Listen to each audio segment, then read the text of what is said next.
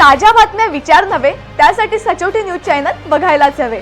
ज्ञान मनोरंजन संस्कार देणारे चॅनल सचोटीला सबस्क्राइब करा, बेल आयकॉनचे बटन दाबा, सोबत शेअर करायला विसरू नका।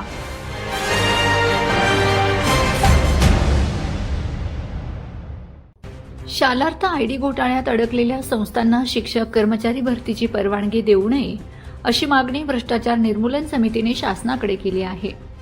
बोगस भरतीची चौकशी सुरू आहे। गुन्हे दाखल आहेत अशा संस्थांनी पुन्हा शिक्षक कर्मचारी भरतीची जाहिरात केली आहे। यामुळे कोट्यावधीची कमाईचे कुरण संस्था चालकांना सापडले आहे। वादग्रस्त ठरलेल्या या संस्था पुन्हा नोकर भरती केल्याने पुन्हा तक्रारी होणार आहेत। पूर्वीच्या तक्रारीचा निकाल होत नाही तोपर्यंत नव्याने शिक्षक कर्मचारी भरतीची परवानगी देऊ नये या आशयाची तक्रार राजकुमार छाजेड यांनी शिक्षण आयुक्तांना केली आहे। कारवाई न झाल्यास आपण उच्च न्यायालयात दाद मागू असा इशाराही देण्यात आलाय। नवीन कर्मचारी भरती ही पारदर्शक होण्यासाठी झालेल्या तक्रारी तात्काळ निकाली काढाव्यात। ज्या संस्थांचे धर्मदाय आयुक्ताकडे वाद सुरू आहेत, चेंज रिपोर्ट मंजूर नाहीत, त्यांनाही नोकर भरतीची परवानगी देऊ नये असेही तक्रारीत छाजेड यांनी म्हटले आहे।